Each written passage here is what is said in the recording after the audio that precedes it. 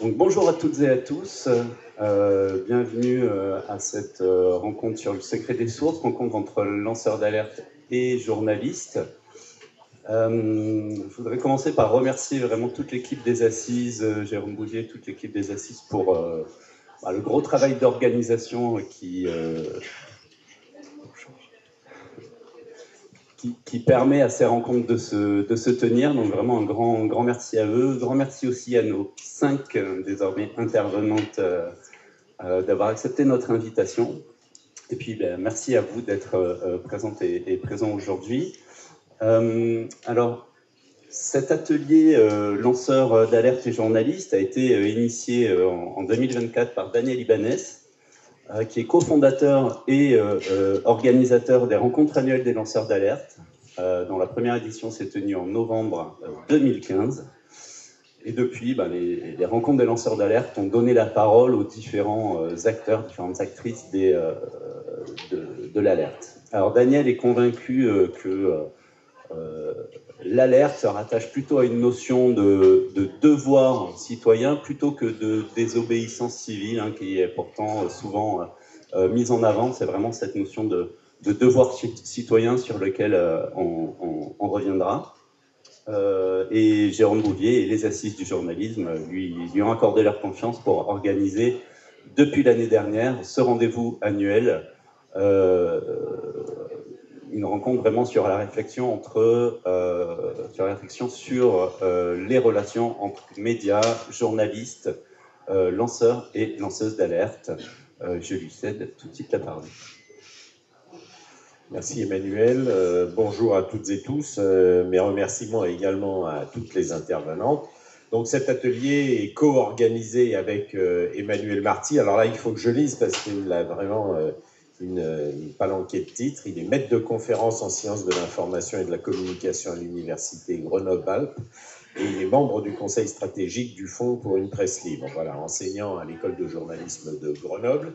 Il coordonne depuis 2021 avec Ariane de Noyelles un magazine qui est nommé Qui vive, qui est réalisé par les étudiants, portant sur les acteurs et les enjeux de l'alerte.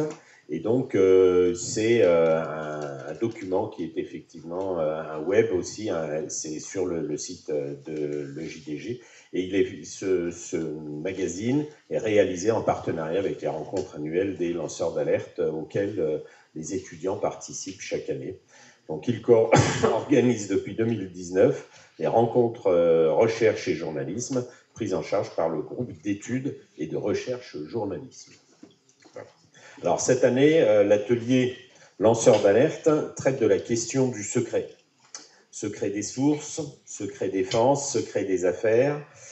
Le secret est vraiment au centre du débat sur la liberté d'informer, sur la protection des secrets. Alors on pourrait rajouter tout un tas d'autres secrets, on en a retrouvé hier un qui était le secret de la confession également. Donc on a quand même beaucoup de secrets qui viennent se mettre dans ce débat. Et donc c'est toujours au centre d'un arbitrage permanent entre l'intérêt général et l'intérêt privé.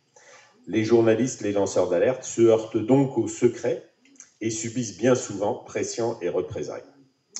Donc en France, en Europe et dans le monde entier, les exemples ne manquent pas d'atteinte à la liberté fondamentale, de recevoir et de communiquer des informations sans qu'il puisse y avoir d'ingérence de l'autorité publique.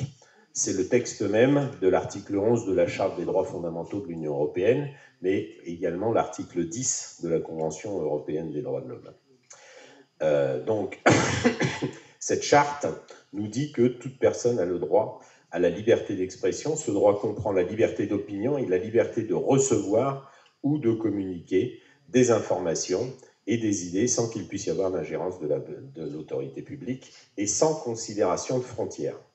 Ces cas d'ingérence sont pourtant nombreux, comme nous allons le voir avec nos 5 intervenantes. Alors, on va vous proposer de vous présenter nos 5 intervenantes et je vais commencer par Ouria Wimmer. Donc, elle est dotée de solides valeurs républicaines transmises par sa famille, renforcées par une formation robuste en droit à Saint-Étienne. Elle a commencé par mettre ses compétences au service du droit des salariés accidentés du travail et handicapés. Elle a ensuite été embauchée par une organisation patronale avec des responsabilités importantes dans différentes branches. Son parcours professionnel l'amènera à travailler aux AGS, c'est le Fonds de garantie des salaires, qui permet aux salariés d'entreprises en faillite de percevoir leur rémunération et indemnités. Ce fonds a versé 18 milliards d'euros à plus de 2 millions de salariés en 10 ans. Ces fonds proviennent des cotisations payées par toutes les entreprises dès le premier salarié. Ce dispositif est piloté par des organisations patronales, essentiellement le MEDEF. Dès sa prise de fonction fin 2018, Ouria Wimmer lance des audits financiers et des investigations internes sur de possibles malversations financières de grande ampleur. Elle est à l'origine de plusieurs plaintes pour abus de biens social et détournement de fonds. Dans ces affaires, Anticor s'est également constitué partie civile. Ces révélations l'ont conduite à subir des menaces, des actes d'intimidation, des intrusions et dégradations dans ses bureaux comme à son domicile, opérations de filature, attaques informatiques, tensions avec sa hiérarchie, jusqu'à son licenciement en février 2023. Le Conseil des prud'hommes de Paris a rejeté en référé sa demande de reconnaissance en tant que lanceuse d'alerte. Cependant, le défenseur des droits, comme la Maison des lanceurs d'alerte, lui ont reconnu le statut de lanceuse d'alerte, soulignant la légitimité de ses démarches pour dénoncer les malversations financières au sein du régime de garantie des salaires. L'association Anticor vient de lui remettre le prix éthique lanceuse d'alerte en 2025. Ensuite, nous avons Elisabeth Borrell, qui est avec nous. Elisabeth Borrell est la veuve du juge Bernard Borrell, assassiné à Djibouti le 18 octobre 1995, alors qu'il assistait le juge Roger Leloir en lien sur le dossier de l'attentat terroriste du Café de Paris à Djibouti. Elle a dû faire face à 2 chefs d'État, français et djiboutiens, qui ont présenté publiquement la mort de son mari comme un suicide, alors que des expertises concluent à l'existence de lésions osseuses sur le crâne et l'avant-bras gauche, faites à l'aide d'un objet contendant, et à la découverte de 2 produits inflammables de nature distincte versés sur le corps, donc, entre guillemets. Elle est l'autrice du livre « Un juge assassiné ». Il y a également une bande dessinée qui a été publiée, une affaire d'État. Elisabeth Borrell s'est trouvée confrontée au secret défense et à la raison d'État, avec des pièces déclassifiées qui ne présentent qu'un intérêt très limité, mais sans avancée pour l'enquête criminelle. Elle a participé à la création du collectif Secret Défense, un enjeu démocratique. L'assassinat du juge Borrell a fait l'objet de plusieurs publications dans la presse. La présence d'Elisabeth Borrell à notre rencontre nous permettra d'approcher au plus près ce que recouvre le secret défense. Et voilà, excusez-moi, je cherche la dernière présentation que j'ai perdue, donc je vais te laisser. Ah, voilà. Alors voilà, pardon, excusez-moi. Après avoir été sénatrice de 2017 à 2022, Sophie Payette-Polian a été élue en 2022 députée du Val-de-Marne. Elle est membre du groupe écologiste et social. Elle a été maire adjointe au maire de Villejuif. Conseillère municipale, conseillère régionale en Île-de-France. Elle a travaillé au sein de la fonction publique territoriale. Elle siège en commission des affaires culturelles et de l'éducation.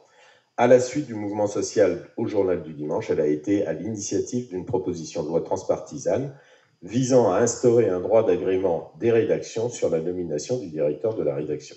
Elle a initié une pétition avec l'association Le Mouvement contre le renouvellement des fréquences des chaînes de télévision à CNews et C8 et siégé dans la commission d'enquête à l'Assemblée nationale sur le même sujet. Elle s'est opposée à la suppression de la redevance à l'audiovisuel public ainsi qu'au projet de fusion des médias publics. Elle a présidé la commission spéciale chargée d'examiner la proposition de loi organique portant réforme du financement de l'audiovisuel public. Avec nous également Ariane Lavrieux, cofondatrice de l'association de femmes journalistes Prenons la Une et surtout journaliste d'investigation spécialisée sur le Moyen-Orient. En 2023, elle a été placée en garde à vue, perquisitionnée, puis convoquée au tribunal de Paris pour atteinte au secret défense dans le cadre de l'enquête du média Disclose sur l'opération Sirli.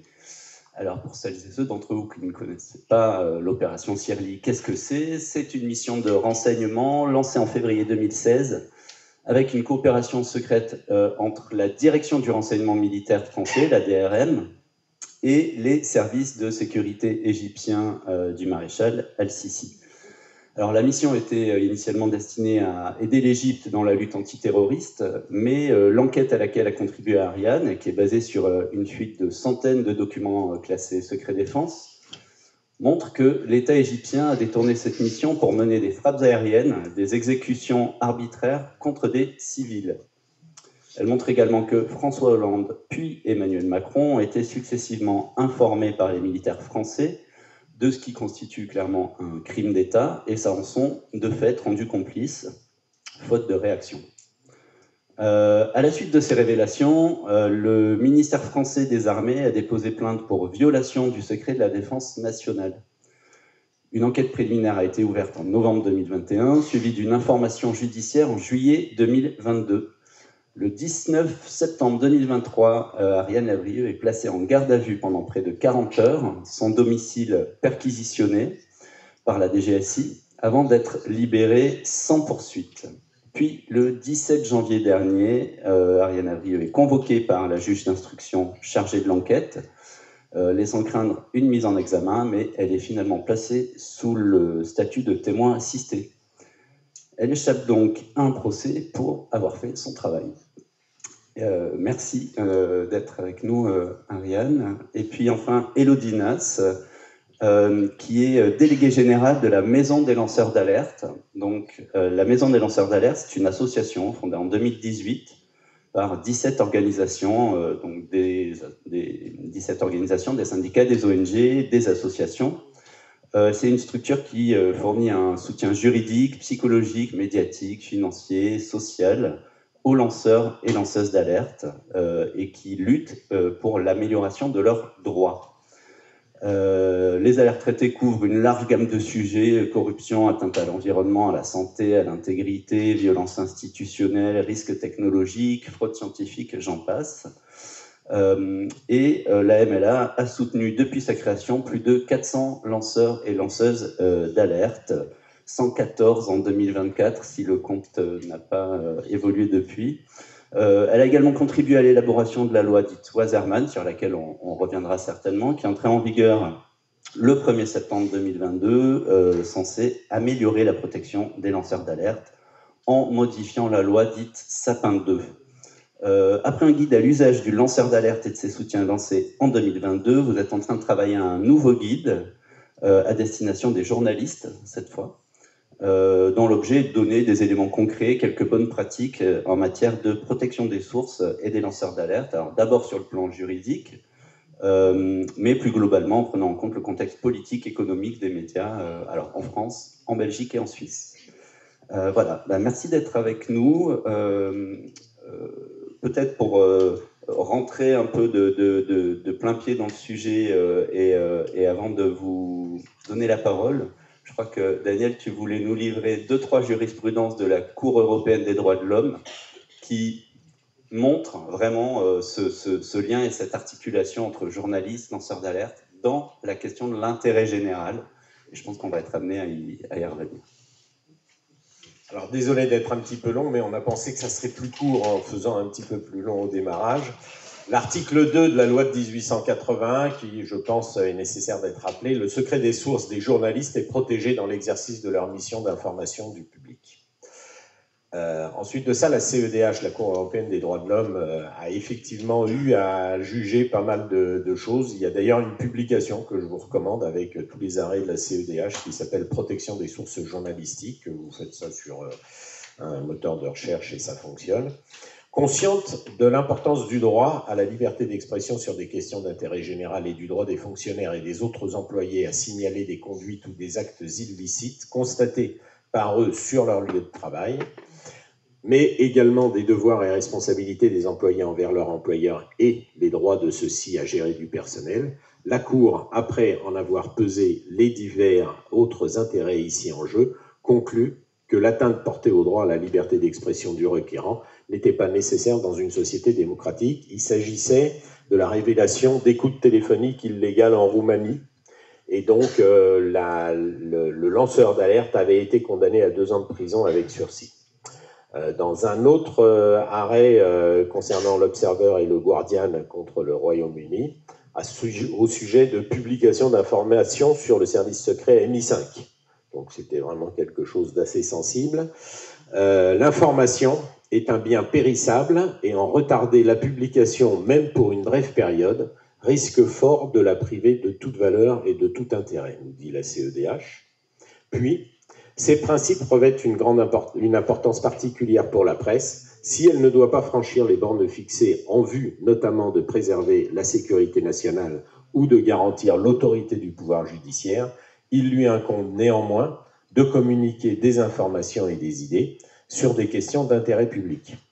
À sa fonction qui consiste à en diffuser, s'ajoute le droit pour le public d'en recevoir. S'il en était autrement, la presse ne pourrait jouer son rôle indispensable de chien de garde. C'est entre guillemets, c'est la CEDH qui le dit.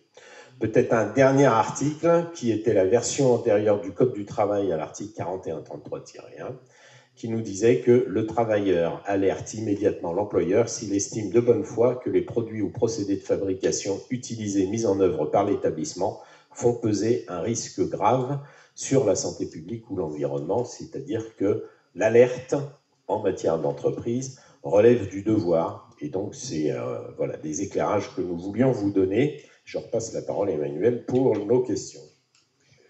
Voilà, merci. Alors, je ne vais pas être long. Première question, on voit dans vos présentations successives et puis dans les trois jurisprudences que vient de nous livrer Daniel que la presse est dans son rôle de contre-pouvoir. Elle cherche à porter à la connaissance du public des informations d'intérêt général. Les lanceuses et lanceurs d'alerte aussi obéissent à un devoir citoyen dès lors qu'ils se trouvent face à un préjudice pour l'intérêt général. Et pourtant, ce rôle, censément garanti par la liberté et la protection à la fois des journalistes, du secret des sources et des lanceurs d'alerte, est mis en péril par des représailles qui émanent de ceux-là même qui devraient, dans bien des cas, les protéger et garantir la protection. Donc ma question, elle est simple. Dans ce contexte, sur qui et sur quoi peuvent compter les journalistes et les lanceurs d'alerte dans leur mission, dans leur poursuite de l'intérêt général, et comment bâtir une relation de confiance entre journalistes et sources ou lanceurs et lanceuses d'alerte dans ce contexte-là? Je commence donc. Bonjour à toutes et à tous. Le premier élément, je dirais, vous avez bien fait de rappeler la jurisprudence, quelques jurisprudences dans tout ça, puisque la première chose sur laquelle doivent s'appuyer les journalistes, même si on trouvera des lacunes, mais je pense qu'on y reviendra tout au long de cet atelier, bien évidemment, c'est le droit. Je vais pas mal parler de ce guide, effectivement, que nous sortons bientôt sur... ce sont des conseils pratiques à destination des journalistes et des lanceurs d'alerte dans leur médiatisation. Et nous avons fait pas mal de travail pour rédiger ce guide justement sur ce sujet. Et nous nous sommes rendus compte, en faisant pas mal d'entretiens avec des journalistes assez différents, que le droit est peu connu. Si la protection des sources est quelque chose d'assez essentiel, qui est intégré par les journalistes, probablement dans les formations aussi, on s'est rendu compte que la question de la protection des lanceurs et des lanceuses d'alerte, qui est un droit récent, qui date de 2022, vous l'avez rappelé, qui est aussi un droit complexe, mais c'est un droit qui est peu connu par les journalistes. En tout cas, il est peu connu dans ses subtilités. Or, en tant que journaliste, on a une responsabilité qui est de protéger ses sources, de protéger les lanceurs et lanceuses d'alerte, et de faire en sorte qu'en médiatisant une alerte, on ne contrevienne pas non plus au statut du lanceur d'alerte. Faire prendre des risques aux lanceurs et lanceuses d'alerte qui donnent des informations, je pense que c'est évidemment l'inverse de ce que voudrait faire le journaliste. Évidemment, la loi, elle ne suffit pas. Elle a de nombreuses lacunes et sa mise en application n'est pas toujours exacte. On y reviendra, je pense, longuement tout à l'heure.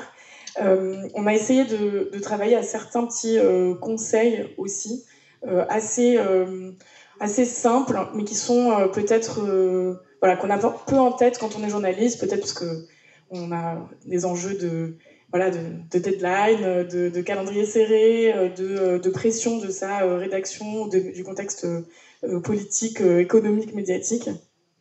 Mais tout l'enjeu, effectivement, d'établir une relation de confiance. Il arrive que le lanceur ou la lanceuse d'alerte contacte un journaliste et que c'est la première personne qui lui réponde.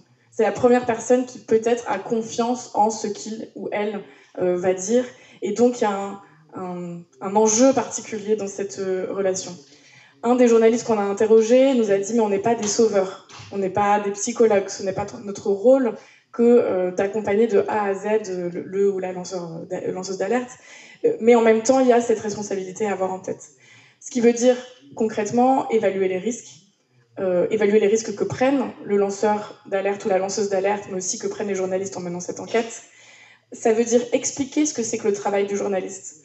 En tant que journaliste, on connaît son métier, on a l'impression que tout le monde le connaît, mais on vient, quand on a travaillé dans une entreprise, dans une administration publique, dans une université, on ne connaît pas le métier de journaliste, on ne sait pas quelles sont les subtilités, la façon dont on travaille. On ne connaît pas, par exemple, ce que c'est que le contradictoire, et c'est important de l'expliquer, c'est important d'expliquer les différentes étapes.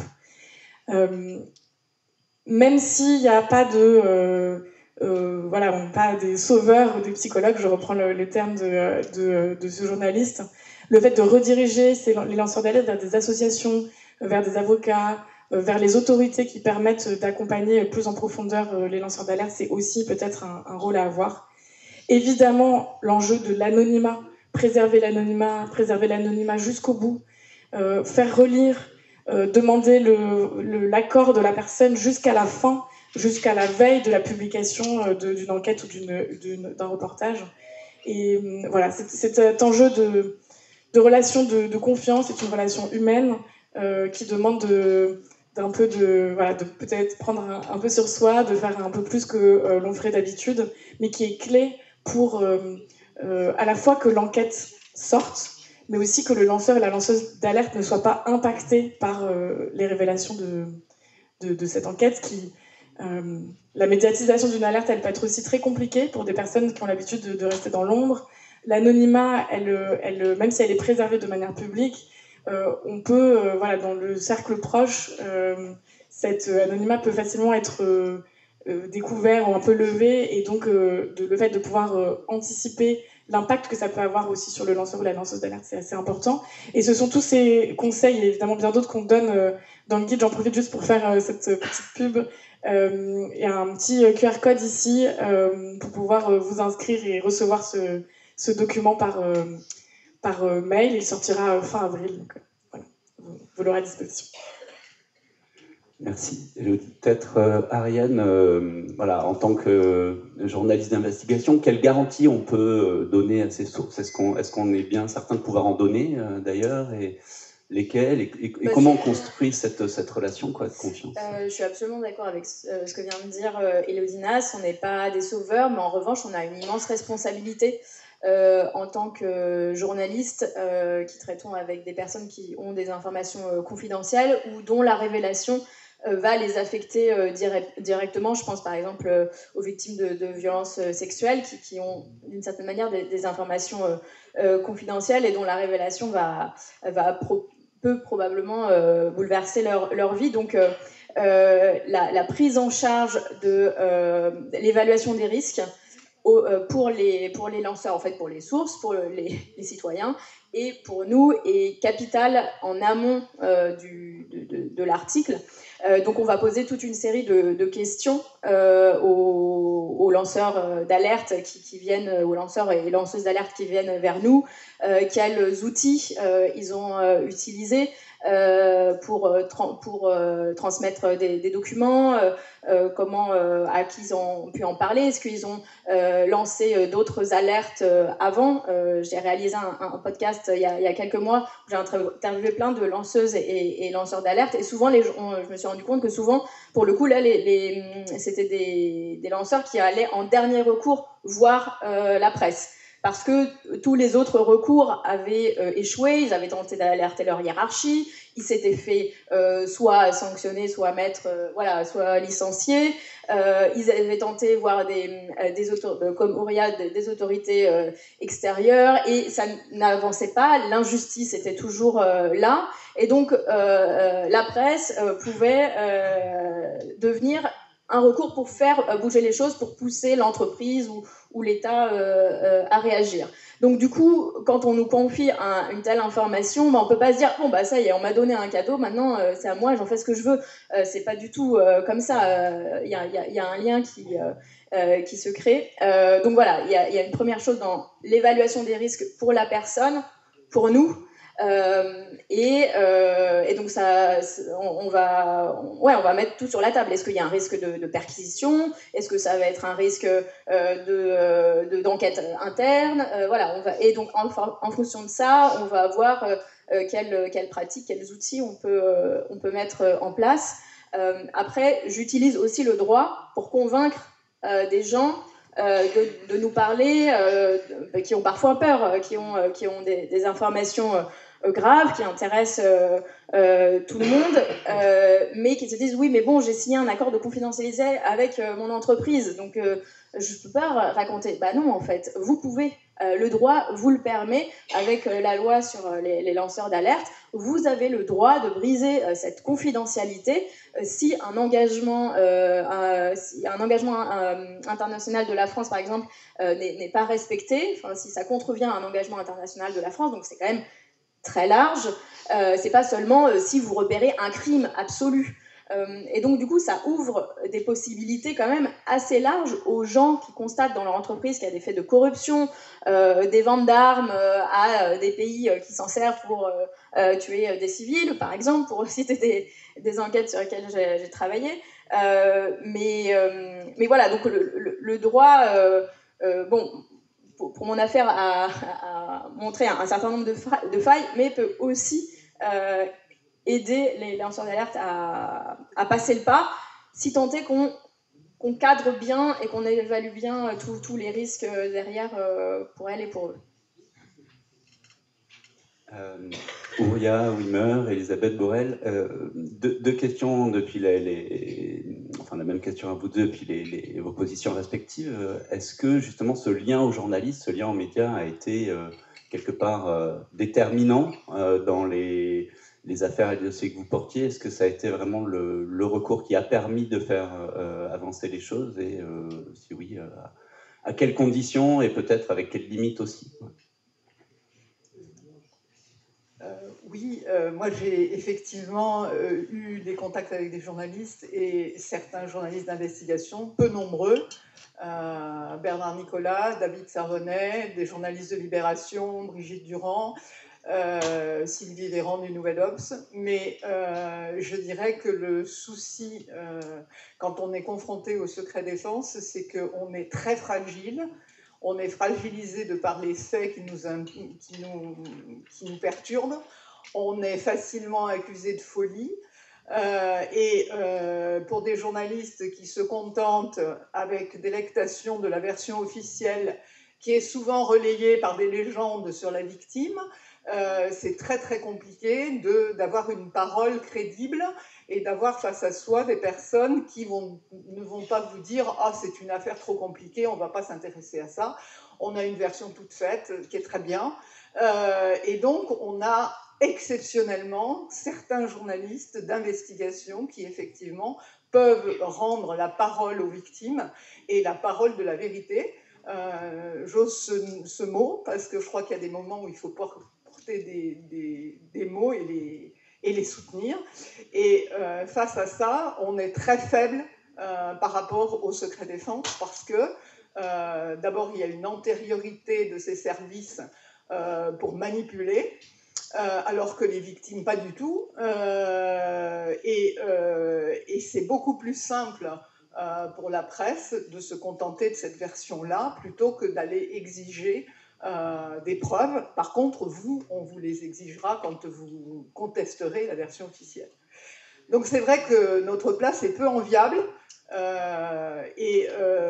Si les journalistes ont un rôle fondamental dans les enquêtes criminelles et les enquêtes sur des sujets environnementaux où l'intérêt général est fondamental, eh bien, je pense qu'il faut qu'ils réalisent que quand ils ont affaire au secret défense, il faut qu'ils aillent au-delà et qu'ils comprennent que la victime, elle est considérée comme luttant contre le secret défense et donc comme une ennemie de la nation.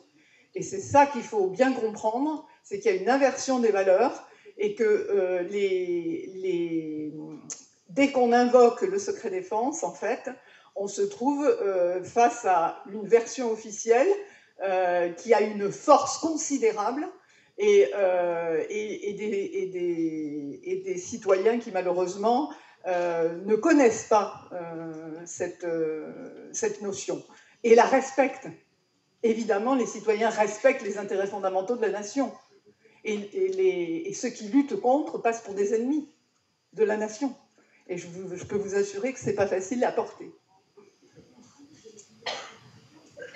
Bonjour à tous. Alors, pour ma part, la question du lien avec la presse ne s'est pas posée quand j'ai pris mes fonctions, quand j'ai commencé à relever des faits qui pouvaient potentiellement constituer des infractions, des détournements graves, avec des enjeux financiers graves, des potentiels actes de corruption.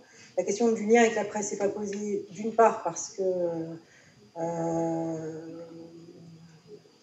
j'étais dans mes fonctions, dans le cadre de mes fonctions, je constatais des choses qui étaient supposées être graves, et puis, il faut dire les choses, j'étais en poste avec des supérieurs hiérarchiques que j'ai saisis, donc je n'ai pas saisi la presse, donc j'ai saisi mes supérieurs hiérarchiques, et qui, eux, évidemment, m'interdisaient d'avoir un quelconque échange avec la presse. La presse est arrivée au moment où, parlons de cette terminologie, mes persécuteurs, donc ma hiérarchie, a décidé de me licencier abusivement pour me faire taire. Là, je me suis trouvée prise dans ce qu'il convient d'appeler un maelstrom organisé, auquel je n'étais pas préparée, où il y avait un cocktail puissant de consultants, d'avocats, de presse. Et c'est au même moment que je prenais conscience de ce qu'on appelle ce statut de lanceur d'alerte, que je conçois, et je rejoins Daniel là-dessus, précisément comme un devoir de citoyen, pas de la désobéissance civique. Et là, le contact presse, c'est pas moi qui suis allée le chercher. Il se trouve que dans la stratégie de mes persécuteurs, il y avait cette volonté de débrancher la presse de ce qui constituait un scandale potentiel avec des détournements colossaux et de rebrancher la presse sur un fait divers, celui de ce qu'a qualifié le président du MEDEF en 2023, au moment de mon licenciement, juste avant mon licenciement, de chic fille qui a pété un câble. Donc c'était mieux de parler de la chic fille qui a pété un câble, qui a eu des dépenses considérables, plutôt que de parler des dessous de l'affaire. Et moi, personnellement, en tant que lanceuse d'alerte, ça ne m'intéresse pas qu'on parle de moi, personnellement. D'une part, parce que je n'ai pas été licenciée toute seule, j'ai des collaborateurs qui sont dans cette tempête. Et d'autre part, parce que ce devoir civique qui va avec cet acte de vigie de la République pour défendre l'intérêt général, il ne se conçoit pas par des portraits, il se conçoit, justement, ce qui est intéressant, c'est de savoir ce qu'il y a en dessous, le système. Et donc, la relation, elle s'est tissée avec une forme de presse, pas la presse qui est intéressée par le fait divers, mais une presse d'investigation. Il faut dire les choses. Comment ça s'est fait? Ça s'est fait, Élodie parlait du principe du contradictoire, que j'ai découvert beaucoup à cette occasion. Il est effectivement des professionnels qui ont été respectueux de ce principe du contradictoire. Il y a même un journaliste qui est venu en me disant, vous savez, on va présenter une liasse de factures avec votre signature.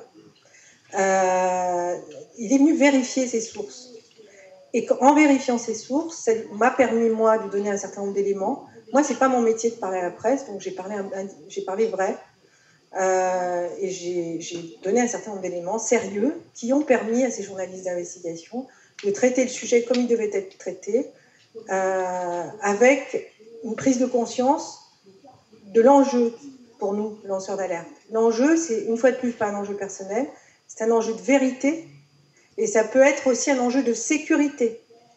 Parce que lorsque les journalistes parlent de nos sujets, parlent du vrai sujet, c'est-à-dire le système, pour ce qui me concerne, le système qui est en dessous, et dessous de l'affaire, à partir du moment où on sait publiquement, eh bien on peut considérer que les risques, il faut quand même, je me permets de le dire, les menaces que j'ai subies, les intrusions, tous ces actes qui étaient de nature à me dissuader de rester dans mes fonctions et de continuer mes alertes à la justice, évidemment, à ma hiérarchie qui donnait dans un premier temps le sentiment qu'elle était à l'appui, mais en tout cas, tout ce qui dérangeait le système, ce qu'on voulait, c'est que j'arrête.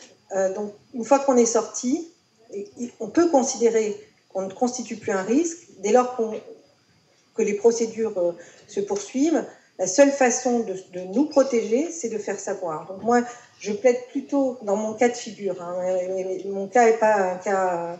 je ne dis pas qu'il faut faire ça pour tous les lanceurs d'alerte, mais moi, personnellement, je considère que l'anonymisation est antinomique de ma démarche de vigie de la République. Et puis, je crois que si on veut faire avancer les choses, et c'est l'objet de ma présence aussi aujourd'hui, c'est pas qu'on voit mon minois et qu'on parle de ce que j'ai subi et ce que je continue encore à subir aujourd'hui. L'objectif, c'est de faire avancer les choses. Faire avancer les choses sur le fond de l'affaire, la vraie affaire, mais aussi faire avancer les choses pour les lanceurs d'alerte d'aujourd'hui et de demain. Si on pouvait éviter qu'ils vivent ce que mes collaborateurs qui ont été sortis, qui ont payé le prix fort de leur soutien et moi-même avons vécu, et ça passe par la presse. Voilà. Mais une presse, une fois de plus, d'investigation, d'information, pas une presse qui va s'arrêter à cet adage du sage chinois du doigt et de la lune, quoi. Donc, pendant que le sage montre la lune, le sot regarde le doigt. Voilà. Donc c'est à cette presse, moi, que je veux m'adresser. Merci. Je crois qu'un des éléments importants par rapport à vos interventions, c'est que, à de rares exceptions près, les lanceurs d'alerte alertent d'abord et avant tout en interne. Et la démarche principale, c'est toujours de se dire, je vais le dire parce que c'est manifestement tellement gros que c'est que les gens ne s'en sont pas aperçus. Et en fait, c'est là que commence à s'enchaîner. Mais je le dis parce qu'on a souvent l'impression qu'il y a une démarche de vouloir publier ça dans la presse, etc. Et en fait, très très rarement, ça se fait comme ça. En général, ça se fait toujours par une démarche interne. Alors, il y a manifestement des concurrences entre les secrets, hein, on en a parlé tout à l'heure, et la question qui se pose, c'est comment cet arbitrage entre l'intérêt général et ces secrets des affaires, secrets de l'instruction, tous les secrets médicaux, etc. Comment on peut y apporter des réponses et donc, je pose la question à Sophie Tallier-Poyan, puisqu'il est là le micro. Vous avez peut-être eu déjà de longs débats à l'Assemblée sur ce sujet. Alors bonjour et tout d'abord merci beaucoup de l'invitation. Long débat, non. La dernière loi Wasserman 2022, donc avant mon élection, donc personnellement non. Par contre, on a eu des débats en 2018, lorsque j'étais au Sénat, sur le secret des affaires, ce qui, nécessiterait, je crois, une évaluation assez précise. Cette loi n'a pas été évaluée dans les conséquences qu'elle a eues depuis quand même maintenant plusieurs années. Et il conviendrait certainement de le faire. Ce serait un travail parlementaire, à mon avis, extrêmement utile. Il faut que c'est pas forcément toujours aisé d'obtenir une mission d'information, une mission flash, mais je pense que ce serait important de le faire. Avant peut-être de revenir sur ces différents secrets qui s'entremêlent, je voudrais d'abord, d'abord saluer le courage, parce que c'est vrai que c'est le courage des lanceurs d'alerte et des journalistes. Ça a été dit et vous l'avez rappelé, le secret des sources et une presse indépendante et d'investigation, c'est une pierre angulaire de la liberté d'expression, de la liberté d'information, donc de la démocratie. Et ça nécessite, et je crois que le témoignage juste de Madame Borrell, de Madame Aouiri, pardon, excusez-moi, sont éclairants de la façon dont il faut beaucoup de courage aussi d'ailleurs pour relever le défi d'une investigation. Et aujourd'hui, on a quand même une difficulté dans le modèle économique de la presse à maintenir des pôles d'investigation en taille suffisante, et c'est un véritable enjeu. Cette presse, on en a absolument indiscutablement besoin, et elle est mise à mal par le modèle économique aujourd'hui difficile de la presse en général et par la volonté de certains magnats de la presse d'autre part.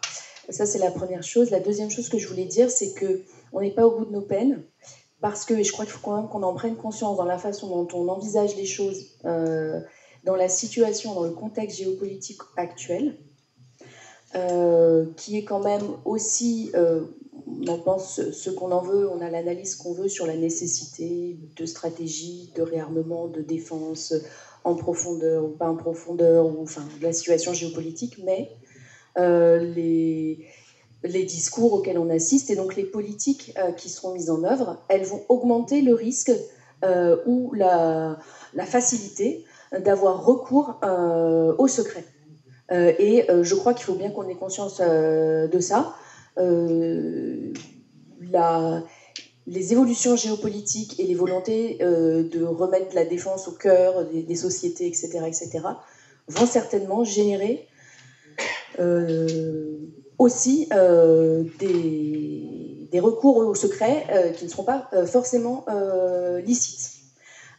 Ceci dans un contexte où, et on l'avait vu aussi ces dernières années beaucoup, la problématique environnementale, l'intrication entre l'État et les lobbies est telle que là aussi, on a une montée en puissance potentielle, et à mon sens déjà là, de futurs scandales qui ne seront des scandales que s'il y a des lanceurs d'alerte protégés, des journalistes d'investigation en situation de le faire.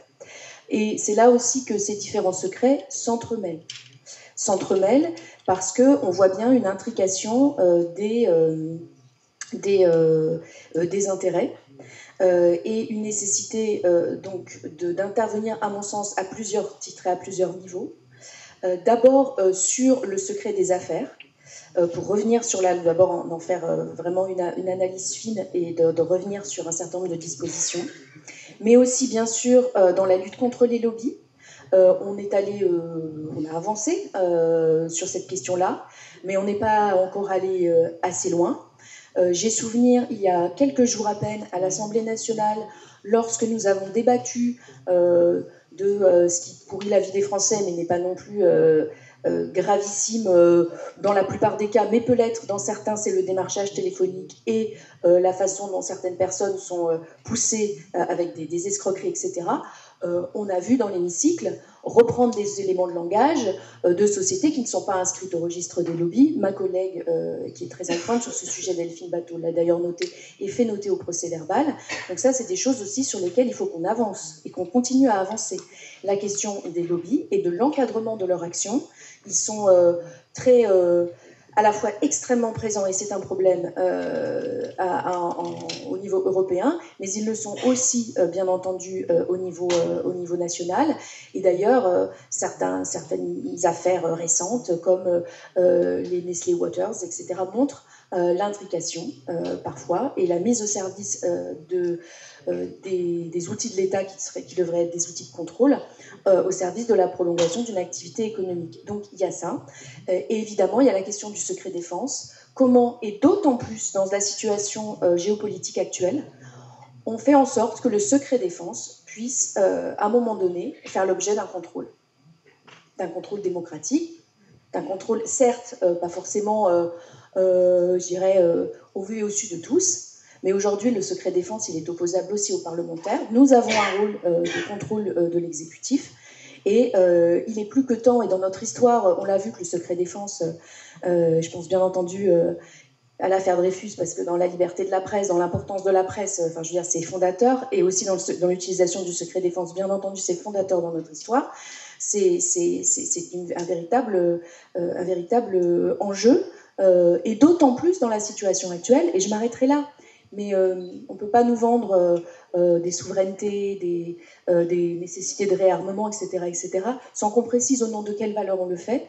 Et on doit le faire au niveau aussi contre les autocraties et pour la démocratie, et donc en respectant un certain nombre de choses, et notamment le fait que le contrôle démocratique s'exerce de manière intelligente, de manière respectueuse, mais de manière réelle, comment dirais-je, et contrôlable. Voilà. Donc je pense que là-dessus, il y a plusieurs choses que je viens de décliner. Lutte contre les lobbies, secret des affaires, bien sûr secret des sources, mais on va y revenir sur la législation actuelle, et aussi secret défense, comment est-ce qu'on peut mettre des brèches. Et je le dis, ça va pas être facile, mais c'est d'autant plus important dans la situation et le contexte actuel. Juste sur le secret défense, pour vous donner un exemple, l'opération Shirley, quand on l'a révélée, des députés, des sénateurs ont voulu demander des comptes au gouvernement pour savoir est-ce que les informations révélées par Disclose étaient exactes. Le gouvernement a dit ça ne vous regarde pas. C'est du secret défense, c'est des affaires régaliennes. Pardon, mais en fait, déjà, c'est une opération qui a été financée avec des impôts français, au nom de la France, au nom du peuple français, avec des militaires donc français engagés directement en Égypte. Donc cet argument-là ne se tient pas d'un point de vue moral, éthique, mais même pas légal non plus, parce que le secret défense n'est pas absolu. Il n'y a pas écrit « vous pouvez faire tout ce que vous voulez, tant que c'est secret défense, c'est bon ». Nulle part c'est écrit comme ça. Il y a une directive ministérielle de 2021 qui dit très clairement le secret défense ne peut pas être invoqué pour des motifs illégitimes.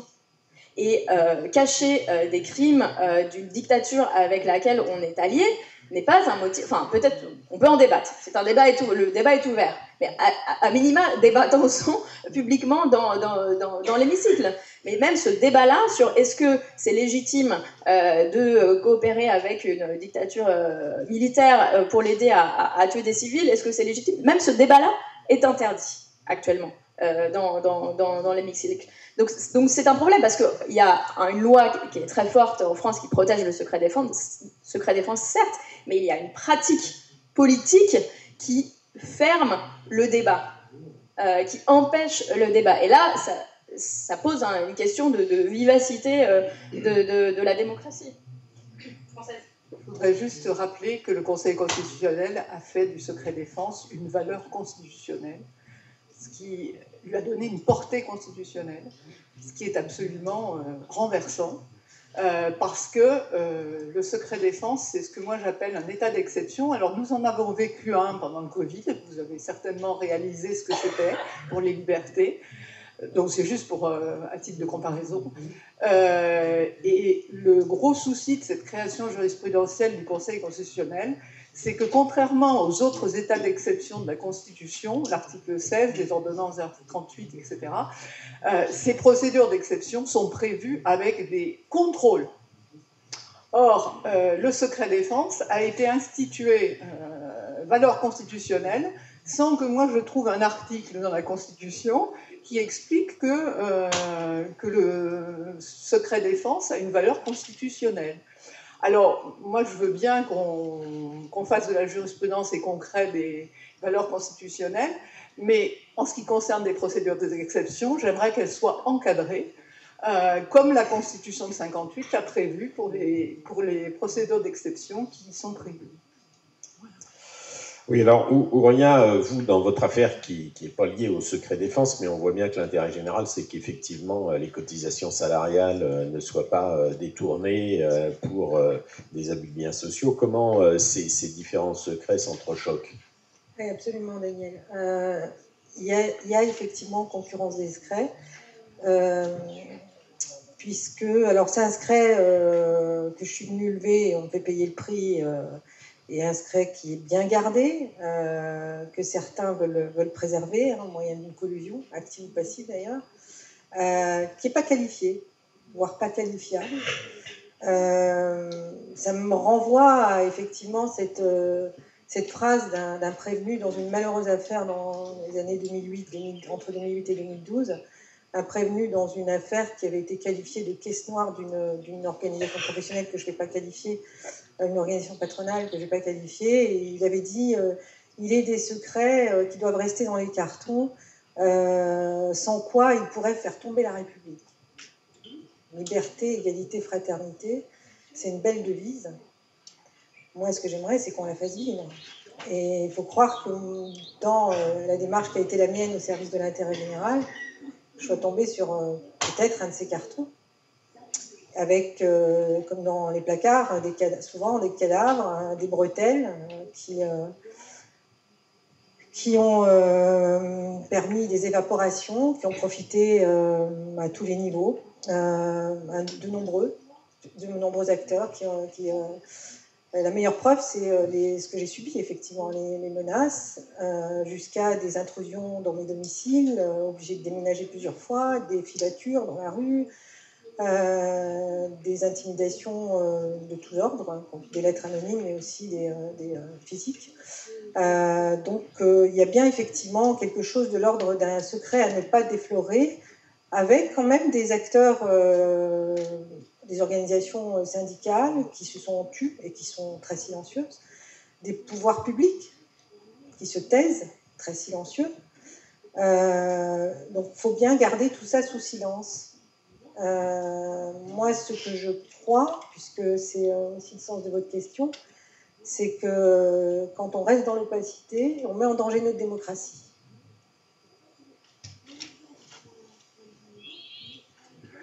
Merci. Je voudrais qu'on revienne un tout petit peu sur le secret défense, puisque vous l'avez évoqué. Vous avez évoqué en tout cas le caractère complètement discrétionnaire de son application par l'exécutif. Et donc, qu'est-ce qu'on pourrait imaginer comme contre-pouvoir, comme moyen de contrôle démocratique de son application? Est-ce qu'à l'heure actuelle, on a des pistes? Alors ma question, je la pose peut-être d'abord à Elisabeth Borel, à Ariane Lavrieux. Est-ce qu'on a justement des pistes pour agir, pour avoir un contrôle démocratique, un contrôle citoyen, un contre-pouvoir voilà. Alors moi je dirais que la première réforme qui serait souhaitable, c'est celle du procureur de la République et du parquet. Parce que le jour où on aura un parquet qui ne sera pas soumis hiérarchiquement, on aura gagné une bonne manche. Ça, c'est le premier point. Et il n'est pas moindre. Il n'est pas moindre. Le deuxième, c'est effectivement d'essayer d'organiser un contrôle. C'est pour ça que j'ai participé à la création d'un collectif Secret Défense, un enjeu démocratique, parce qu'on s'est aperçu dans le cadre d'une vingtaine de dossiers qu'on avait tous des dysfonctionnements communs. C'était le constat, avec une justice qui ne fonctionnait pas, qui détruisait les preuves. Quand ce n'était pas la justice, c'était l'armée. Et on avait une absence totale de procureur de la République comme portant l'action publique. C'était les victimes qui mettaient en route l'action publique. C'était les victimes qui supportaient les risques de l'action publique. Et ça, c'est pas dans notre procédure. Normalement, ça incombe au procureur de la République. Et donc, on s'est réunis et on s'est dit, nous ne sommes pas contre le secret défense. Tant qu'il y aura des États, il y aura des secrets défense. On est bien d'accord. Mais on est contre les abus du secret défense. C'est pas la même chose, un abus. Un abus de droit, ça existe. Quand on parle d'actes illégitimes, le secret défense, ça permet de tuer. Le pouvoir exécutif a le droit de tuer. Il a le droit d'enfreindre la loi, de ne pas la respecter, de l'enfreindre. Il a le droit de tuer. Bon. Et je pense qu'il faudrait qu'il y ait un contrôle soit juridictionnel d'accès aux documents pour les juridictions qui ont besoin d'en connaître, tout simplement.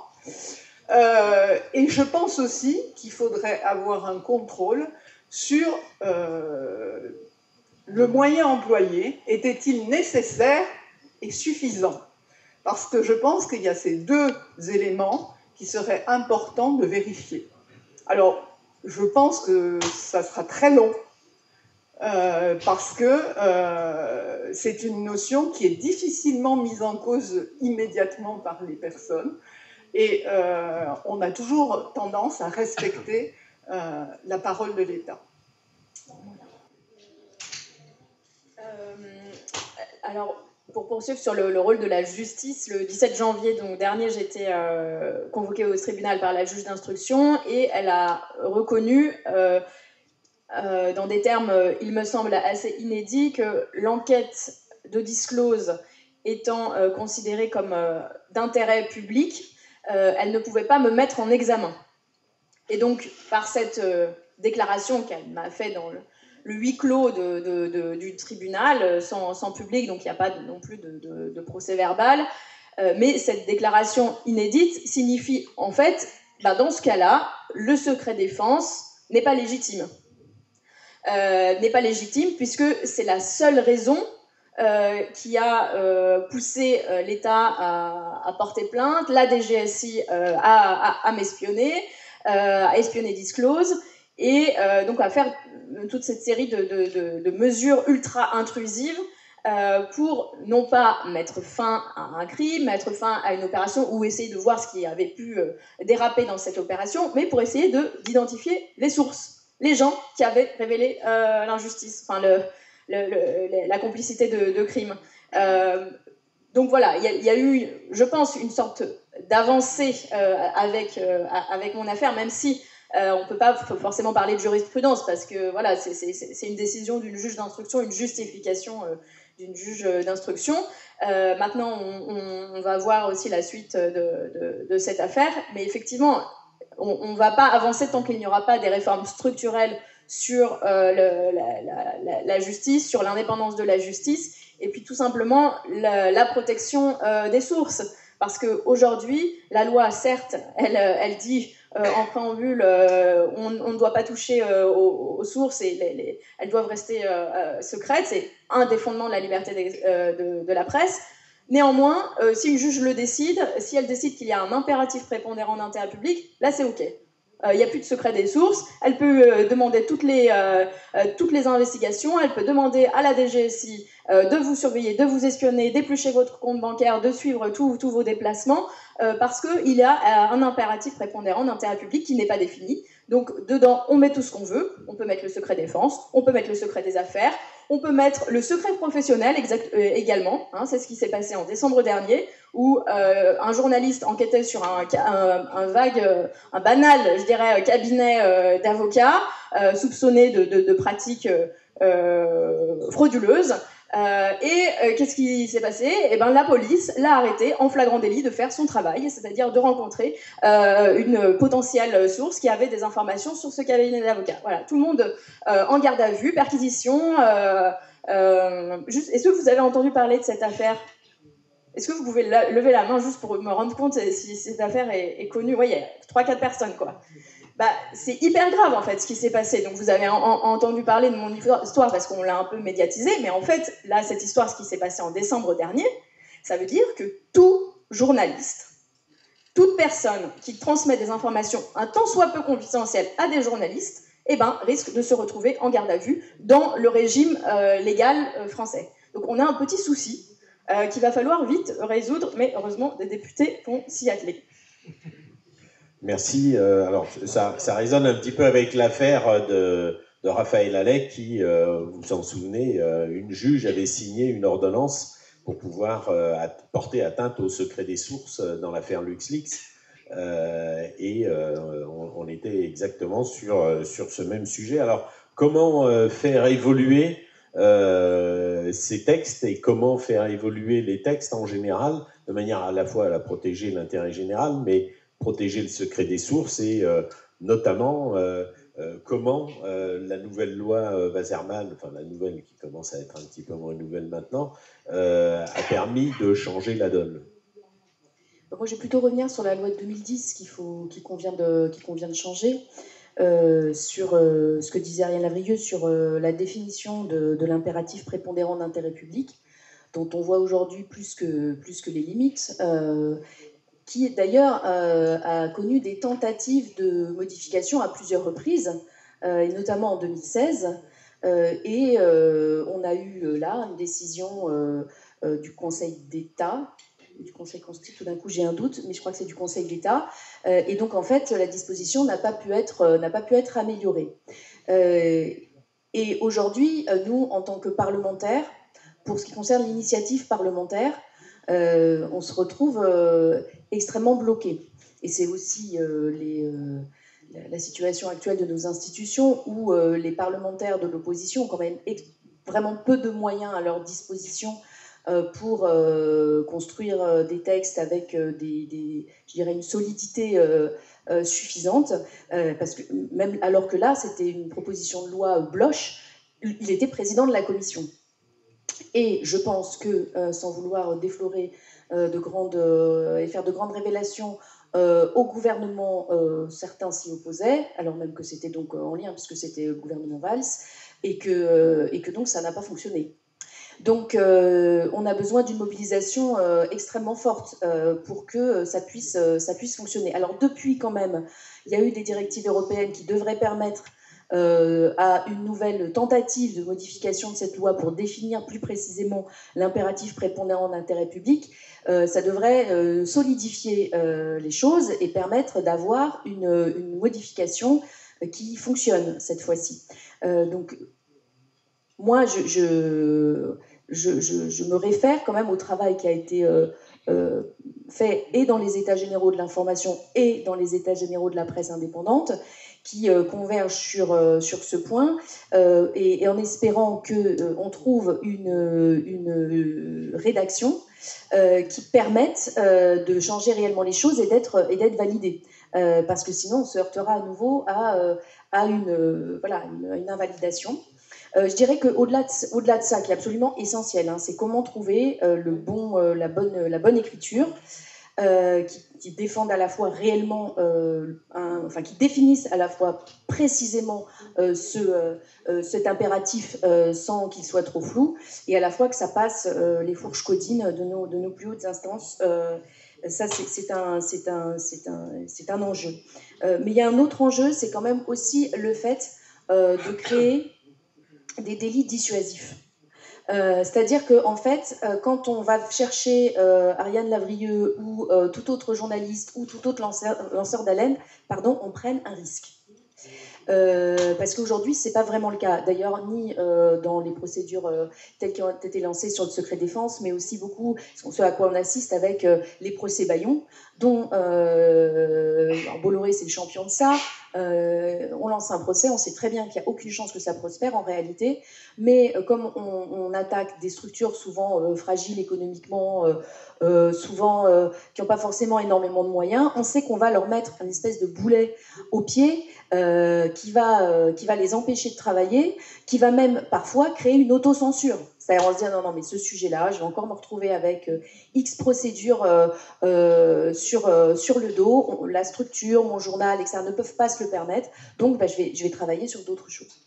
Et ça, c'est vraiment, à mon sens, aussi important parce que je pense que il y a un effet, bien sûr, il y a un effet direct dans les cas où des procédures sont engagées à l'encontre des journalistes, mais en fait, ça a aussi un effet de menace et de dissuasion. En fait, c'est une arme de dissuasion.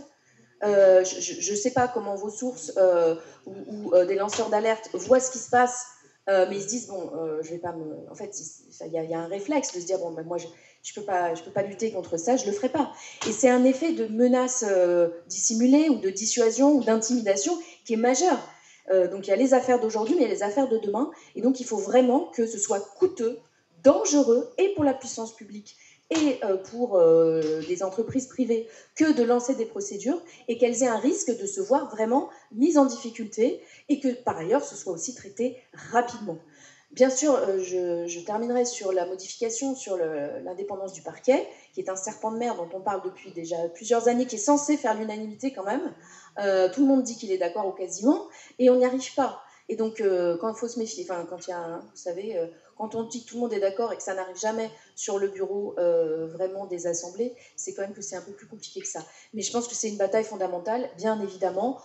La loi de 2010 et les transpositions à venir aussi pour aller encore plus loin sur d'autres sujets.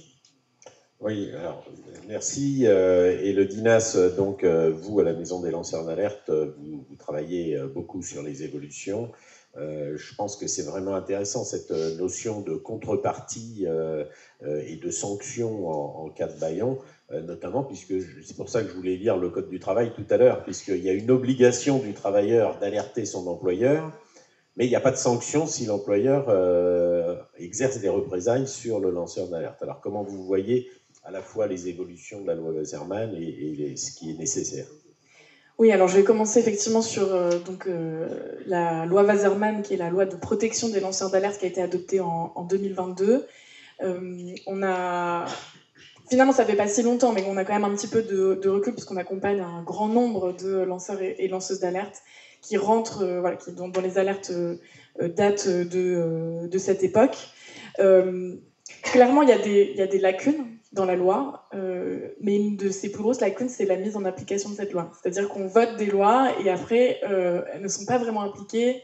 Il n'y a pas vraiment de contrôle aussi de l'application de ces lois. Et ce qu'on constate notamment, c'est des autorités qui ont été... Donc, la grande évolution de la loi Waserman par rapport à la loi Sapin 2 de 2016, qui était le premier échelon de protection des lanceurs d'alerte dans la loi française, c'est la non-obligation du recours à l'autorité, à la hiérarchie interne.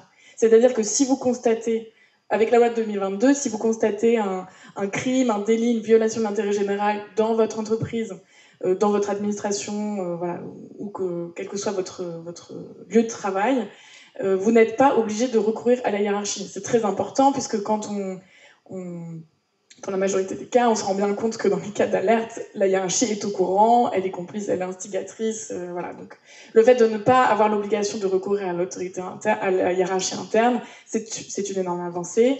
Mais cette loi Waserman, elle donne l'obligation de recourir à une autorité externe. Le décret d'application de cette loi donne une liste, très longue liste, il y a une quarantaine d'autorités qui reçoivent la compétence de traiter ces signalements selon les sujets.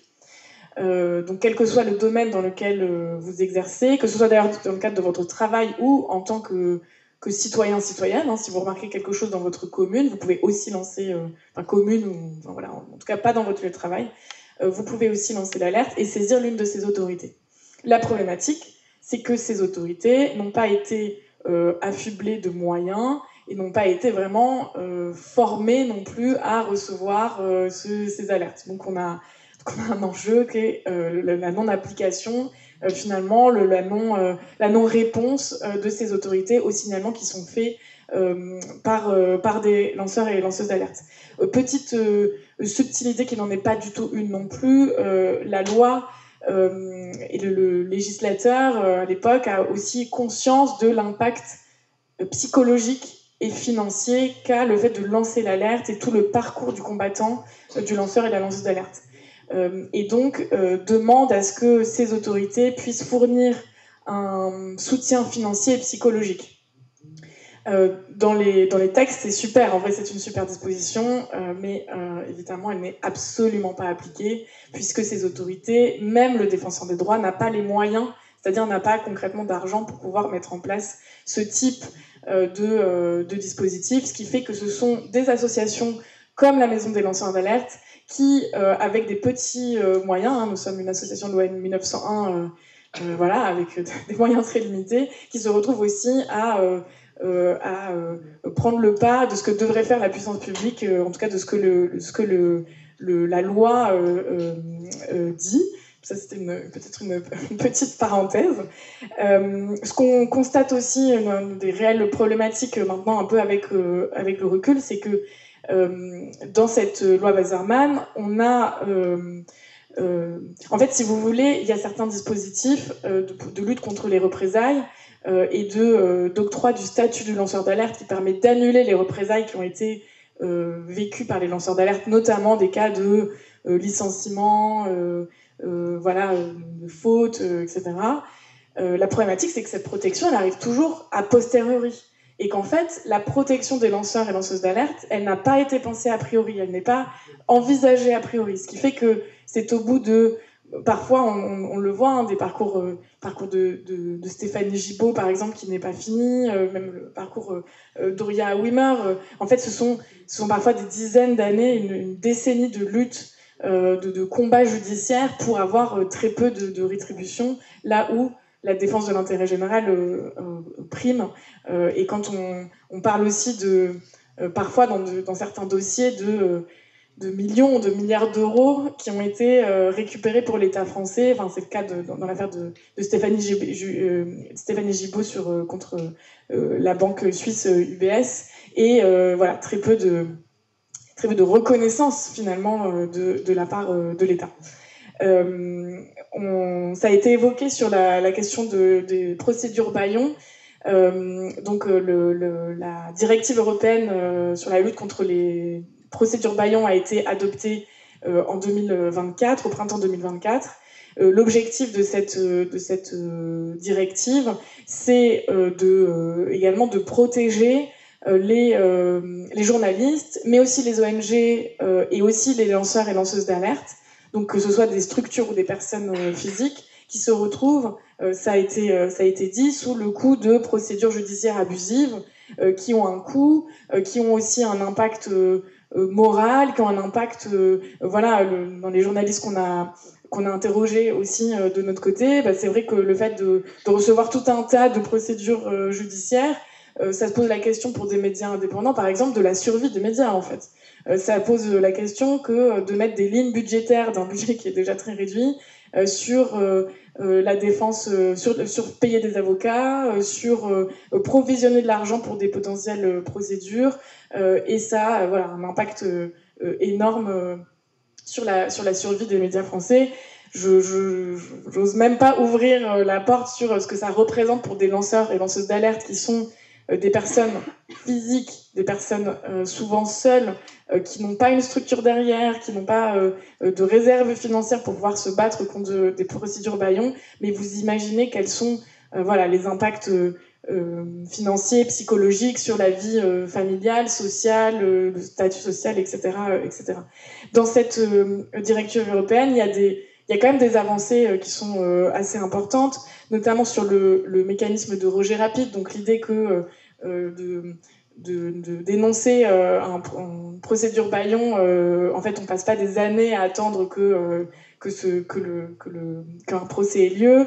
Il y a aussi des sanctions qui sont prévues contre les initiateurs de ces procédures bâillon.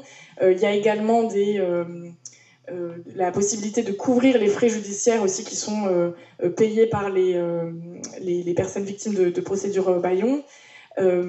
La vraie problématique, c'est quelle va être la transposition de cette directive dans la loi française. Aujourd'hui, peut-être aussi avec le contexte politique actuel, ça a été rappelé, d'autant plus que la directive, si elle n'était pas bien traduite, ou en tout cas si elle n'était pas traduite de manière ambitieuse, il est possible que toutes les procédures qui sont en dehors du droit commercial et international ne soient pas incluses. C'est-à-dire que, notamment les procédures de droit pénal, notamment les procédures de diffamation, qui sont quand même pour l'instant il y en a d'autres, il y a des ingéniosités pour essayer de contourner le droit de la presse, mais les attaques en diffamation, ce sont la procédure bâillon la plus courante aujourd'hui.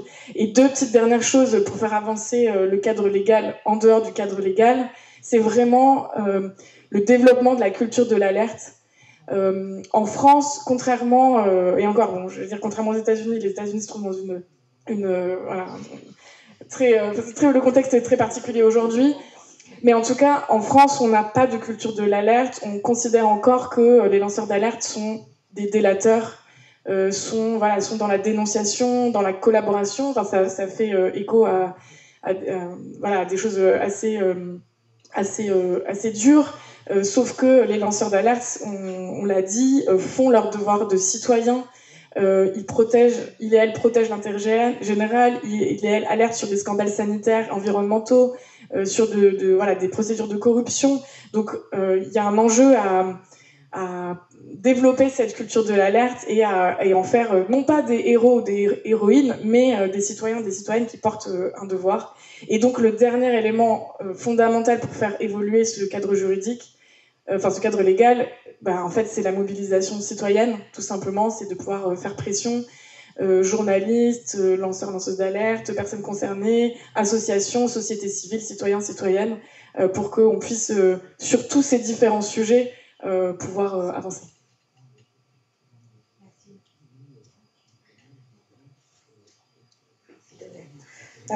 Non, juste là aussi un témoignage. Je confirme qu'effectivement sur la question de l'effectivité en fait de tout ce qui existe pour protéger entre guillemets les lanceurs d'alerte, effectivement dans mon cas de figure, mais j'ai pu constater en échangeant avec d'autres lanceurs d'alerte que c'est le même cas, ça arrive trop tard.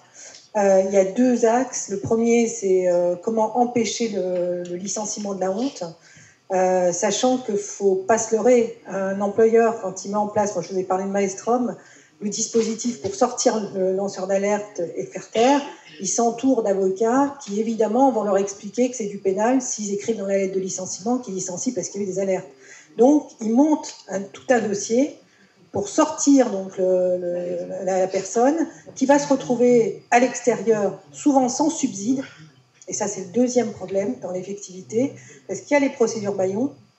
Il se trouve que j'en fais les frais aussi avec mes collaborateurs, avec des plaintes contre X qui fleurissent, avec des accusations. Alors là, ils ont une imagination débordante. Alors, il se trouve qu'on a fait une citation directe parce qu'on a les moyens de prouver que tout ça est de mauvaise foi. Mais n'empêche que c'est de l'argent pour payer les avocats, et puis il faut manger. Donc la plupart des lanceurs d'alerte, quand vous vous retrouvez avec des procédures longues, alors moi, et je le dis sans plaisanter, hein, j'ai foi en le régime de garantie des salaires que j'ai dirigé.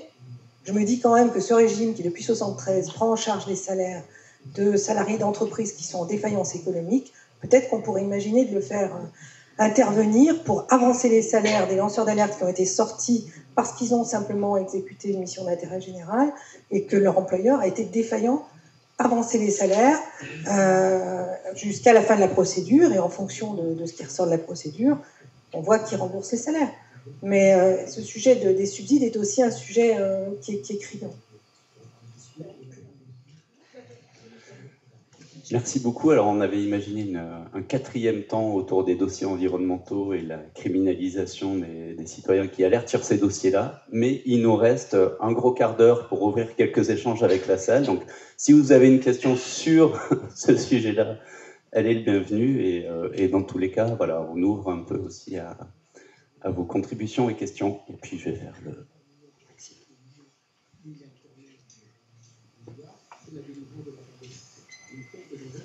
Merci. Anne Vaudano du syndicat de la magistrature.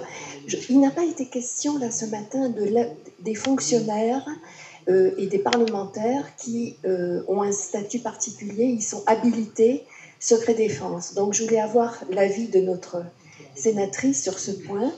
Est-ce que ça permet de faire avancer les choses dans le bon sens ou est-ce que c'est un verrou de plus? C'est-à-dire que ces parlementaires, au fond, habilités au secret défense, eh bien, restent muets comme des tombes et n'essayent pas... voilà, je me pose la question, est-ce qu'il n'y aurait pas au sein du Parlement une structure à créer de toutes pièces, peut-être, pour que tous les parlementaires habilités au secret défense puissent prendre des initiatives, notamment lorsqu'ils estiment que le secret défense est utilisé contre l'intérêt général. Voilà, ça c'était ma première question. Et la deuxième, je vais aller très vite sur le... On n'a pas donné aujourd'hui, et parce que c'est assez connu, de définition du lanceur d'alerte. Moi, je suis un petit peu, comment dire, inquiète de la dilution de cette notion aujourd'hui dans le débat public, lorsque j'entends certains je ne veux pas être polémique, mais du Rassemblement national, qui estiment qu'ils sont lanceurs d'alerte sur des questions d'immigration. Voilà, moi j'ai quand même un peu d'inquiétude, et j'ai aussi une inquiétude, version complotisme, parce qu'on a aussi des gens qui s'érigent, qui s'autoproclament lanceurs d'alerte, alors qu'en réalité, ils sont juste là, par exemple, pour mettre en cause les avancées scientifiques. Voilà, donc je voulais savoir quel contre-feu on a par rapport à ce risque. Oui, alors sur l'habilitation secret défense, je ne savais plus parce que moi, c'est donc les membres de la délégation au renseignement. Petit retour d'expérience. Alors déjà, pour un parlementaire simple, normalement, je vais vous dire l'état des choses, hein, l'état de la réalité. Normalement, quand on pose une question au gouvernement, ils sont dans l'obligation de nous répondre, mais sur n'importe quoi. Hein. Normalement, on fait une question écrite, elle apparaît au journal officiel et ils sont dans l'obligation de nous répondre. Comment vous dire ? Les réponses sont rares, et quand elles arrivent, c'est très très longtemps après. Donc déjà, en fait, même sur des choses anodines, normales, légères, bien souvent, on écrit au ministre et on n'a pas de réponse. Et d'ailleurs, c'est un une situation, comment dirais-je, qui est... J'observe que d'ailleurs de moins en moins, parce qu'au départ, quand j'ai commencé à être parlementaire, il y a 7 ans, on me demandait beaucoup de faire des questions écrites, parce que justement, que ce soit des journalistes, des professionnels sur tel ou tel sujet, donc comme ça on va avoir une réponse. Et je crois qu'on me demande de moins en moins, parce que tout le monde a bien compris que maintenant, on n'en avait pas. Pour ce qui concerne la délégation au renseignement, c'est un milieu très fermé, c'est un cercle très fermé, et en fait, je crois que le problème qu'on a aujourd'hui, c'est que dans ces délégations renseignement, moi je n'y ai jamais été affectée, je me souviens de la façon dont les choses se sont passées quand j'ai appartenu à un groupe politique qui avait possibilité de nommer quelqu'un dans cette délégation. Et en fait, je crois que la posture des parlementaires qui y sont présents n'est pas la bonne. C'est-à-dire que finalement, on a le sentiment que... c'est pas vraiment, je ne vais pas faire une accusation individuelle. Je pense que c'est une question de structure. Je pense que c'est une question de la façon dont cette instance, elle existe, elle est organisée et dont elle est pensée, y compris par ceux qui y participent. C'est finalement comme si certains avaient accès au secret, mais pas dans l'objectif du contrôle. Moi, je crois que là, on a effectivement... je veux dire, on dit tellement aux gens qui en font partie que de toute façon, ils ont le droit de rien dire, qu'ils ont le droit de rien faire, qu'ils ont le droit que de poser leur téléphone à l'entrée et puis d'être dans le secret des dieux, d'en connaître, comme on dit, sur un certain nombre de choses que c'est pas l'outil à approprier. Voilà, je crois que bien sûr qu'il ne faut pas ouvrir le secret défense peut-être à tous les parlementaires de manière, voilà, peut-être, mais je pense que là, on n'est pas sur la bonne structure et sur la bonne façon de la faire fonctionner et y compris de la décrire, enfin, la façon dont moi, elle m'a été décrite quand je suis arrivée, c'était nébuleux, c'était, il fallait être quelqu'un de discret, quoi. Donc oui, bien sûr, mais qu'est-ce qu'on y fait quand on y est parlementaire? Pourquoi on y est? Et je pense que là, on a certainement un problème. Et ils ont très peu d'infos. Quand ils posent des questions sur des opérations en cours, on leur dit c'est secret défense. Donc même quand ils sont habilités, en fait, on leur dit bah pas vraiment. Donc voilà, on leur donne des rapports. La DGSE leur fait des rapports biffés. Ils ont eux-mêmes très peu, et quand ils ont demandé sur l'opération Shirley d'avoir des explications, même pas les documents confidentiels défense, qui de toute façon ont été publiés par Disclose, on leur a dit bah non, rentrez chez vous. Je vais répondre à la deuxième question sur la définition du lanceur d'alerte. Et franchement, c'est une très bonne remarque. On est tout à fait en phase également avec cette... si vous voulez, à la Maison des lanceurs d'alerte, pas revenu sur le fonctionnement, mais le cœur de notre activité, c'est l'étude de signalement, la réception et l'étude de signalement de personnes qui on se disent avoir des alertes.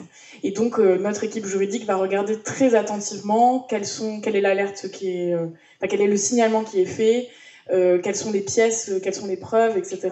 Et avec cet éclairage-là, se dire, ok, cette personne pourrait recevoir le statut de lanceur et lanceuse d'alerte. Donc, comme le défenseur des droits aussi fait à peu près un travail similaire et émet un avis, ce sont des avis évidemment non contraignants, c'est la juridiction qui va, n'importe quelle juridiction, qui va octroyer véritablement le statut de lanceur d'alerte et donc la protection qui va avec, et notamment l'annulation des représailles, par exemple, que la personne peut avoir vécu, exemple un licenciement. Ce qui fait que nous appliquons les critères définis par la loi, qui est l'alerte le fait d'avoir eu connaissance d'un crime, d'un délit, d'une violation de l'intérêt général ou d'accords internationaux signés par la France. Il y a des critères, la question d'être de bonne foi, de ne pas avoir d'intérêt financier.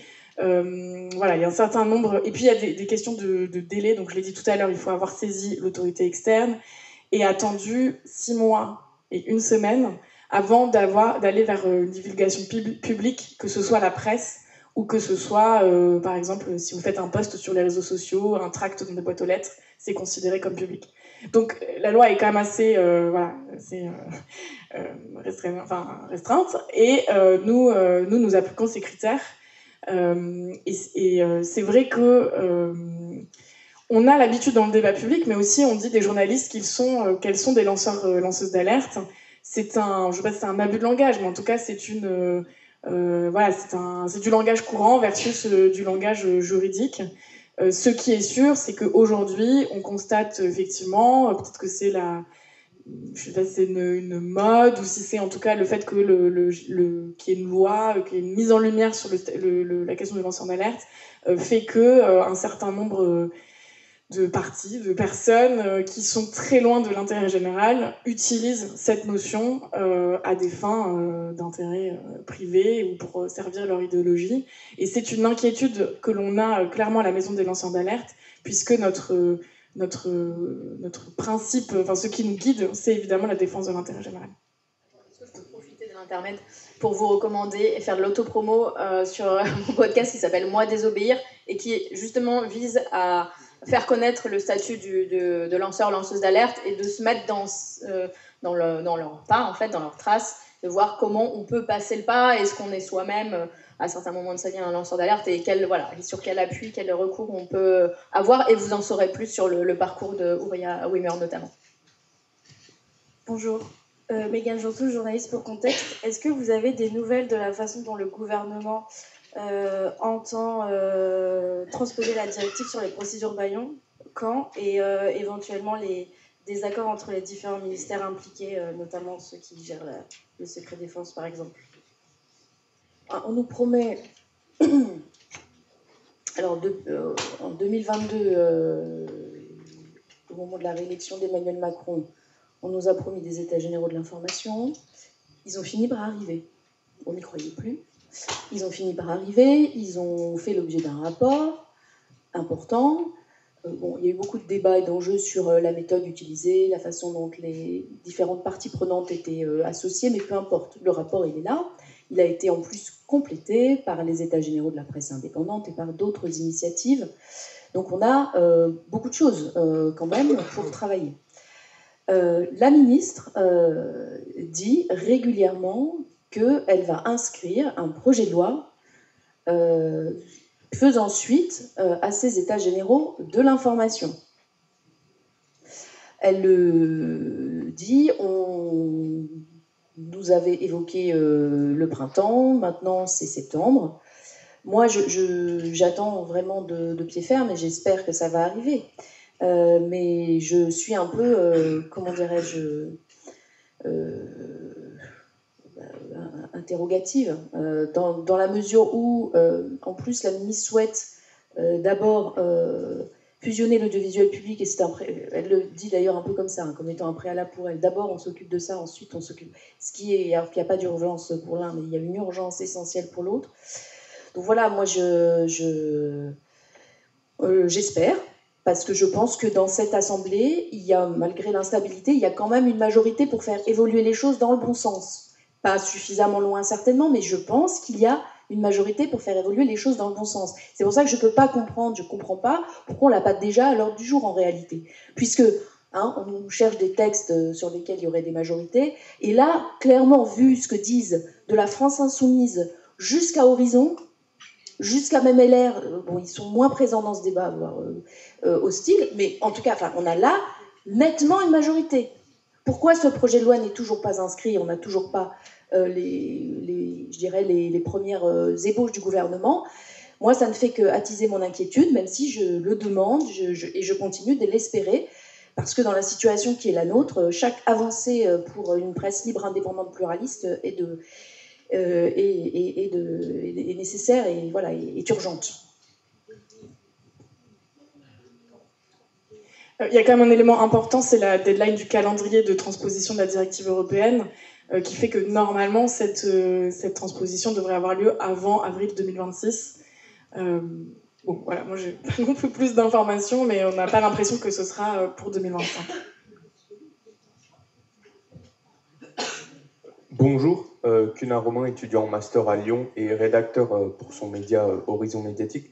J'aurais une question. Alors, c'est une problématique qui a notamment été soulignée par Madame Elodie Inas concernant le suivi moral et psychologique des lanceurs d'alerte. Est-ce que vous pouvez nous dire là quelle en est cette question, c'est-à-dire qu'est-ce qui est mis en œuvre, qu'est-ce qui se passe déjà, et à l'inverse, qu'est-ce qui serait demandé, qu'est-ce qu'on attendrait, qu'est-ce qui pourrait être mis en œuvre pour pallier à ces différents problèmes? Bonjour, merci. Moi, c'est Lassina, Yao Lassina, étudiant en master en journalisme à Lyon.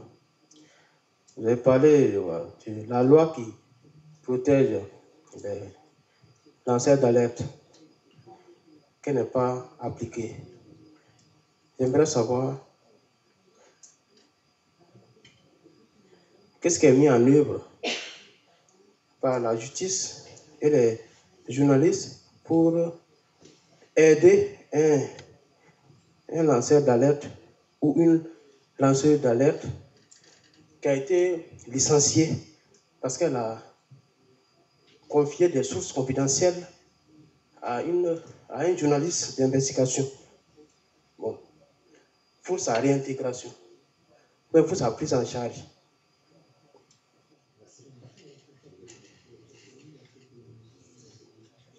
Alors, sur la question du soutien moral et psychologique, je le redis, mais le parcours d'un lanceur, d'une lanceuse d'alerte, il est très éprouvant sur un point moral et psychologique.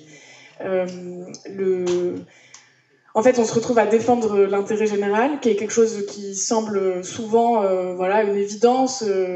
En fait, un lanceur ou une lanceuse d'alerte, au départ, c'est quelqu'un qui va juste relever quelque chose et alerter sa hiérarchie, ou voilà, en se disant que c'est une erreur qui va être réparée. Il et elle ne s'attendent pas forcément à subir tout ce que il et elle vont vivre par la suite.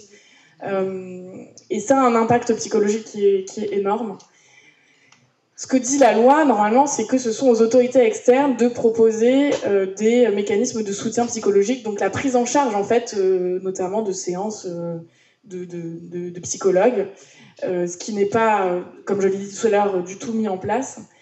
De notre côté, à la Maison des lanceurs d'alerte, on travaille pour l'instant avec 2 psychologues bénévoles qui reçoivent un peu en urgence des lanceurs et lanceuses d'alerte qui sont dans des situations souvent de détresse. Malheureusement, ça ne peut pas être des soutiens de long terme. En fait, c'est forcément court. Et je vous ai dit, on a 2 personnes. L'année dernière, on a accompagné 114 nouveaux et nouvelles lanceurs et lanceuses d'alerte qui s'ajoutent à tous les dossiers qui prennent du temps, puisque évidemment ça prend beaucoup de temps. Donc il y a un travail qui est énorme à faire.